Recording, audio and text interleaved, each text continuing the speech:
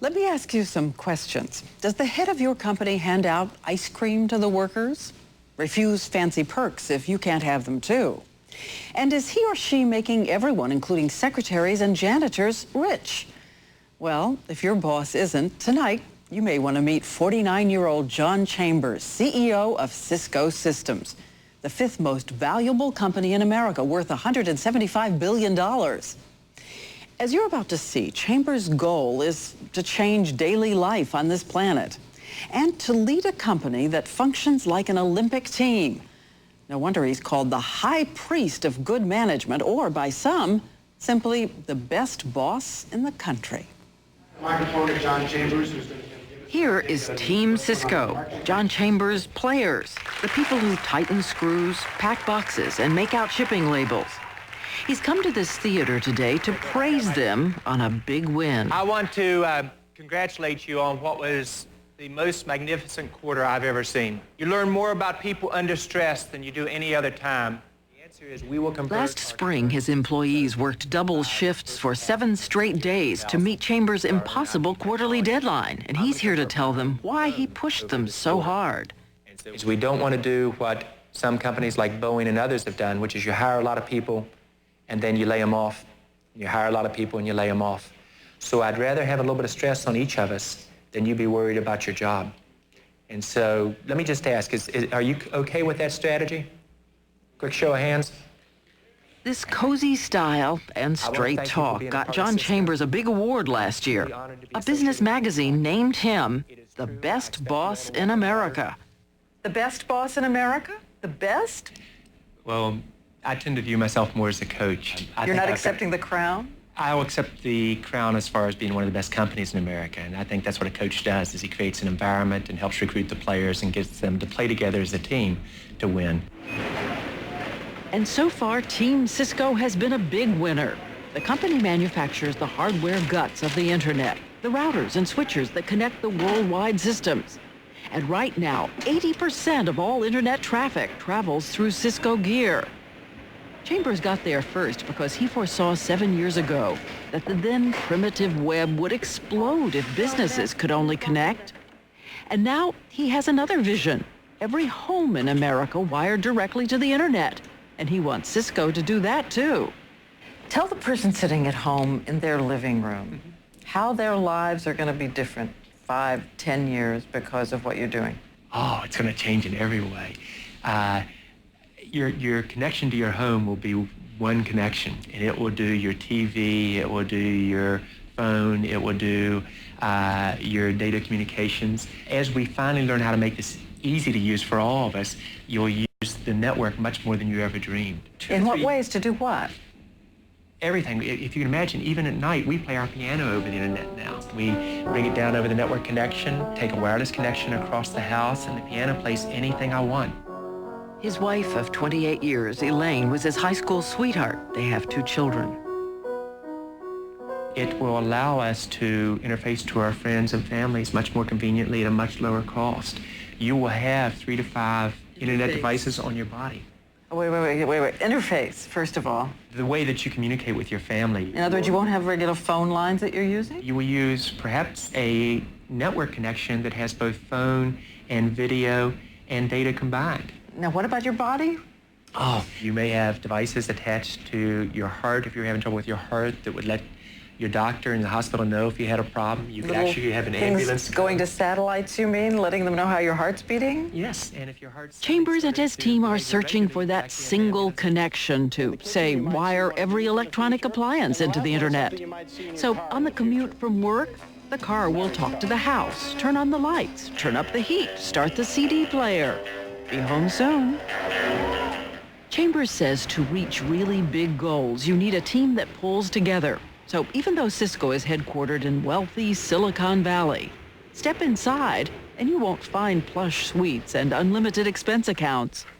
Chambers insists that all his executives work out of 12 by 12 offices, including the boss himself. Hello, John Chambers. No executive washrooms? No. You fly first class? We all fly coach. If you want to pay for an upgrade yourself, that's your own decision. Is there a company plane? Absolutely not. So when you look around at CEOs of companies who are flying around in their own planes and have their sumptuous offices, what do you think of them? Multiple management styles work. Oh, come on. Well, Come on. I know you think these guys who take that much money out of the company for their personal convenience have lost something. It is a reflection of values. I think it's more a reflection of the company culture. In our culture, we're all equals. We give 40% of our stock options to individual contributors, and we will do that for as long as I'm president. His employees believe in him. They trust him. And why not? 40% of the stock options he gives out each year go to them, regular staff, not management.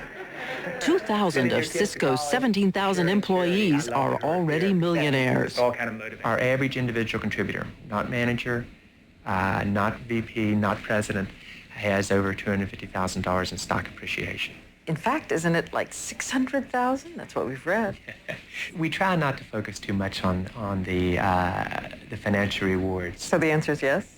The average employee, and I'm talking about individual contributor, has comfortably over $250,000 a year. So you're not going to confirm 600,000? Probably not, no. All right. You don't want people to be at a company for money reasons. That's If the power broker sounds a lot like a politician, well, that's part of him too. But more frequently, he's a preacher who encourages confessions, especially once a month when every employee celebrating a birthday, from janitor to vice president, is invited to a breakfast where they can ask the boss questions, any question they want, including complaints that it's all going too fast. Given there's a lot of things going on, will Cisco go through another major organizational change in the next 2 years? How many people believe that change is required for a company to be successful? And Chambers doesn't stop with balloons and banners. A self-described sweet tooth, he routinely travels the halls of Cisco, handing out not pay raises and promotions, but candy bars and ice cream. Well, want some ice cream before you leave? Sweet and tempting bribes. All right, now part of the agreement is you have to tell me what we should do better as a company. In-house childcare. Exactly. We're going to do that. I believe in getting very close to the employees. Now, as I said But the before, Boy it's Scout approach, the sort of candy striper. I think nice people can win. I don't think you have to be mean to be a good leader. And you're not worried about somebody ever saying, this is so silly, this thing with the candy and the ice cream. There's always going to be a certain percentage of your population in the outside world that really questions what you're doing. It's hard to argue with our success, however. Before we go, or And no one's arguing with John Chambers now. Business experts flock to him for his opinion. He's a regular on the financial news programs. Jump right in. We'll go. I'll just lead you off. Easy to go one. It's a long way from his choir boy childhood in a small town in the hills of West Virginia. Close to his parents, he still calls his father his best friend. Twice yearly, they fish the waters of the United States. Oh, no, Johnny. Just eating sauce. His parents, he says, gave him values and strength to overcome problems. His first hard lesson in life came in grade school as he began failing at the basics. You were actually not able to read? I had what people now call a learning disability, and probably what would be described as a mild form of dyslexia. And so about the second and third grade, I was having tremendous trouble in class. You feel dumb? Yes. And you don't understand why you can't keep up. And then the teacher, whether he realizes it, begins to treat you a little bit differently. And I think you could see it in their eyes. They had doubts about would I even be able to graduate from high school or go to college. His parents intervened and hired a tutor. He did graduate from high school and college, even law school. By the time he collected his business degree, he could get any job he wanted. He started at IBM, then moved on to Wang Computers, where he watched helplessly as top management made mistake after mistake. And there he learned his second painful lesson in life. I laid off 5,000 people in my last job. We let down our customers, we let down our employees, we let down our shareholders. I'll do anything to avoid that again. You personally laid off 5,000 people? Well, I talked to a number of them, and obviously not 5,000, but a number of individuals. And what happens that tears you up is when often the layoffs occur, we like to call it as downsizing, but it really is layoffs.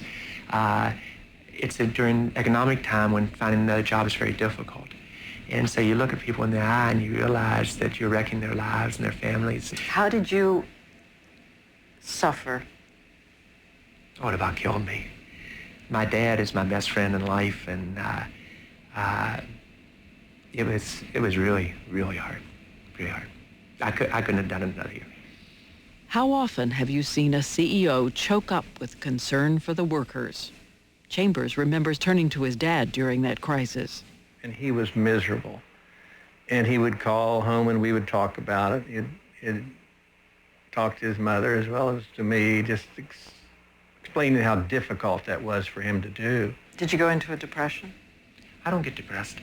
I deal with life the way it is. Did it get me down? Yes. What was it for you when you were down? How were you different? Oh, you don't sleep as well. You don't enjoy going to work. You think about the people and the effect you have on them. In anguish, Chambers quit Wang. After 2 months without a job, he joined Cisco as the number 2 guy. That was in 1990, when his net worth was about $250,000. Less than a decade later, he's worth closer to $400 million. Sometimes the pace at work gets the better of him. After 3 intense days of staff and customer presentations, he loses his voice. Hey, sir. He had come down with laryngitis. Oh, it's tough. My greatest joy in life is communicating, and I'm having fits communicating. This was a big day for Chambers, his quarterly report to his top managers. He's determined to take the stage, even if he has to squeak I by. want to share with you what we accomplished during Q3 and where we're going to go today. I feel like I'm going through puberty for the second time.